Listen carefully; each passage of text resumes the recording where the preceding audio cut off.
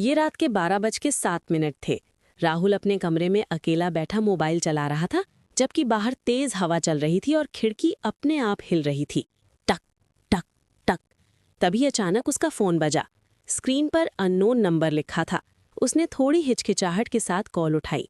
Hello. कुछ second तक सिर्फ किसी की भारी सांसों की आवाज सुनाई दी। फिर एक धीमी और डरावनी आवाज आई, राहुल, दरवाजा मत खोलना।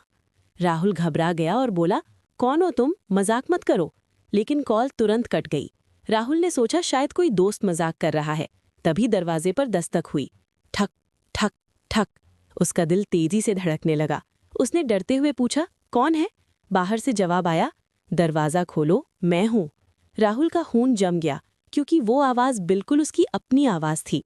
उसके हाथ कांपने लगे और तभी फोन फिर बजा। वही अननोन नंबर। उसने तुरंत कॉल उठाई। इस बार वही आवाज फुसफुसाई, मैंने कहा था ना, दरवाजा मत खोलना, वो मैं नहीं हूं। अब राहुल का दिमाग सुन्न हो चुका था। बाहर से आवाज और तेज हो गई, राहुल जल्दी खोलो, मुझे अंदर आने दो। और दरवाजा जोर जोर से हिलने लगा। धड़ाम धड़ाम। राहुल डर के मारे चिल्लाया, तू कौन है? बाहर से एक अजीब डरावनी हंसी सुनाई दी, जो इंसान जैसी बिल्कुल नहीं थी।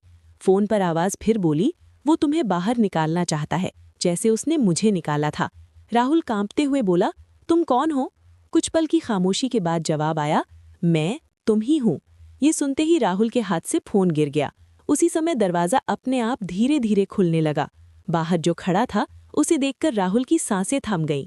वो खुद ही था, लेकिन उसकी आंखें पूरी काली थीं और चेहरे पर एक डरावनी मुस्कान थी।